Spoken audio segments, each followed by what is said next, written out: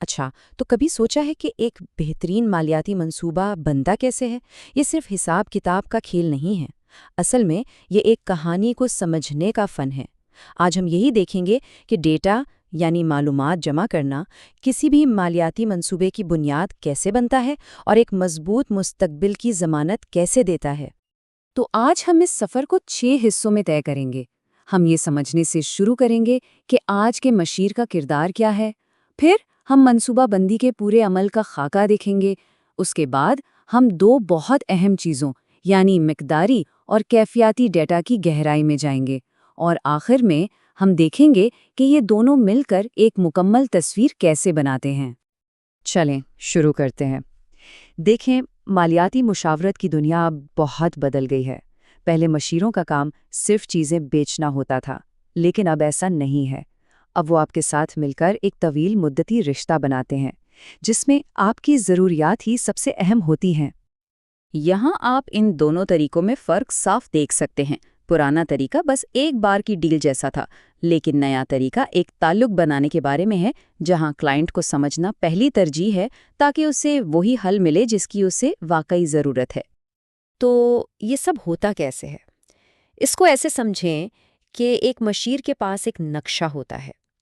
یہ 6 قدموں پر مشتمل ایک عمل ہے جو کسی بھی کلائنٹ کو اس کے مالی اہداف تک پہنچانے میں مدد کرتا ہے۔ ویسے تو یہ تمام 6 مراحل بہت اہم ہیں، لیکن آج ہماری ساری توجہ دوسرے مرحلے پر ہوگی، یعنی ڈیٹا اور معلومات اکٹھا کرنا۔ کیوں؟ کیونکہ یہ وہ بنیاد ہے جس پر آپ کے مالی مستقبل کی پوری عمارت کھڑی ہوتی ہے۔ اگر یہ بنیاد کمزور ہے تو باقی سب کچھ بے معنی ہے۔ اب آتے ہیں اصل بات پر۔ سب سے پہلے بات کرتے ہیں مقداری ڈیٹا کی، جسے کوانٹیٹیو ڈیٹا بھی کہتے ہیں۔ سیدھے الفاظ میں یہ وہ تمام اعداد و شمار ہیں جو آپ کی مالی صورتحال بتاتے ہیں۔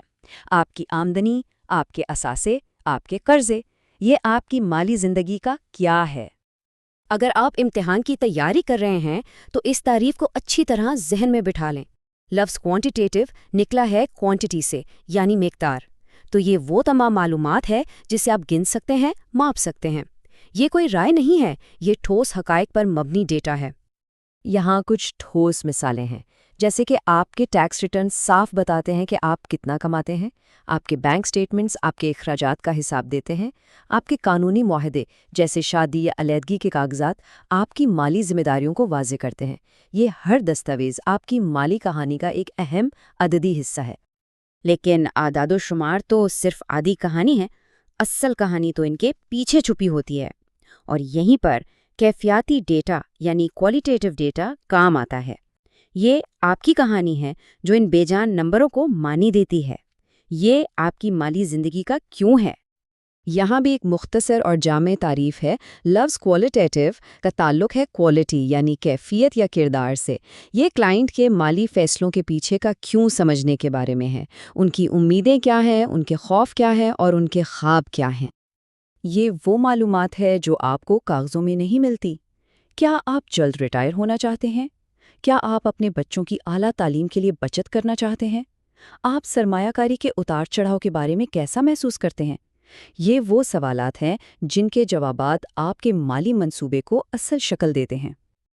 یہ ایک بہترین مثال ہے۔ البرٹ کہہ رہے ہیں کہ انہیں زیادہ منافع چاہیے، لیکن ساتھ ہی وہ یہ بھی کہہ رہے ہیں کہ وہ محفوظ سرمایہ کاری چاہتے ہیں۔ دیکھا آپ نے یہ تضاد؟ یہ ہمیں بتاتا ہے کہ وہ زیادہ خطرہ مول لینے والے انسان نہیں ہیں۔ یہ وہ قیمتی معلومات ہے جو صرف بات چیت سے حاصل ہوتی ہے اور ایک اچھے منصوبے کے لیے بے حد ضروری ہے۔ یہ ٹیبل بہت اہم ہے کیونکہ یہ دکھاتا ہے کہ ایک آرام دہ ریٹائرمنٹ جیسے خواب کو ایک قابل عمل منصوبے میں کیسے تبدیل کیا جاتا ہے۔ مثال کے طور پر، مخصوص اور قابل پیمائش کا مطلب ہے کہ آپ کو ریٹائرمنٹ کے لیے کتنی رقم چاہیے۔ وقت کے فریم سے متعین کا مطلب ہے کہ آپ یہ ہدف کب تک حاصل کرنا چاہتے ہیں۔ یہی وہ فریم ورک ہے جو خوابوں کو حقیقت کا روپ دیتا ہے۔ ٹھیک ہے، تو اب ہمارے پاس نمبرز بھی ہیں اور کہانی بھی، لیکن اصل جادو تب ہوتا ہے جب ہم ان دونوں کو ایک ساتھ ملا کر دیکھتے ہیں۔ صرف اعداد و شمار پر مبنی منصوبہ بہت بے حس اور غیر ذاتی ہو سکتا ہے، اور صرف کہانی پر مبنی منصوبہ غیر حقیقی ہو سکتا ہے۔ ایک مکمل اور کامیاب تصویر صرف تبھی بنتی ہے جب دونوں کا ایک ساتھ تجزیہ کیا جائے۔ یہ سلائیڈ سمجھیں کہ امتحان کے لیے آپ کی حتمی چیٹ شیٹ ہے۔ یہ دونوں ڈیٹا کی اقسام کو آمنے سامنے رکھتی ہے تاکہ ان کا فرق آسانی سے یاد رہے۔ مقداری ڈیٹا ہے کیا، کیفیاتی ڈیٹا ہے کیوں۔ ایک حقائق ہیں تو دوسرا احساسات، اور ایک کامیاب منصوبے کے لیے دونوں ہی ضروری ہیں۔ تو آخر میں اس سارے تجزیے کا مقصد صرف ایک سوال کا جواب دینا ہے: کیا آپ کے اہداف، آپ کے خواب قابل عمل ہیں؟ کیا آپ کے نمبرز آپ کی کہانی کو سپورٹ کرتے ہیں؟ یہی وہ سوال ہے جس کا جواب ہم دونوں قسم کے ڈیٹا کو ملا کر دیتے ہیں۔ کیا خواب حقیقت پسندانہ ہے، اور کیا منصوبہ کلائنٹ کی اقدار سے مطابقت رکھتا ہے؟ تو آخر میں یاد رکھیں کہ ایک اچھا مالیاتی منصوبہ صرف نمبروں اور حساب کتاب کا کھیل نہیں ہے۔ یہ آپ کی کہانی ہے جو آپ کے اعداد و شمار اور آپ کے خوابوں سے مل کر بنتی ہے۔ آئیے میکس اور سونیا کی کہانی کو دیکھتے ہیں۔ ان کے نمبرز یعنی مقداری ڈیٹا کیا بتاتے تھے کہ ان کے پاس بچت بہت کم ہے، اور ان کی کہانی یعنی کیفیاتی ڈیٹا کیا تھی کہ وہ ایک بڑا گھر بھی چاہتے ہیں اور اٹلی کا سفر بھی کرنا چاہتے ہیں۔ مشیر نے ان کی مالی حقیقت کو ان کے خوابوں کے ساتھ ملایا اور انہیں ترجیحات طے کرنے میں مدد دی۔ پہلے گھر، جو ایک طویل مدتی اور زیادہ اہم ہدف ہے، اور پھر مستقبل میں سفر کی منصوبہ بندی۔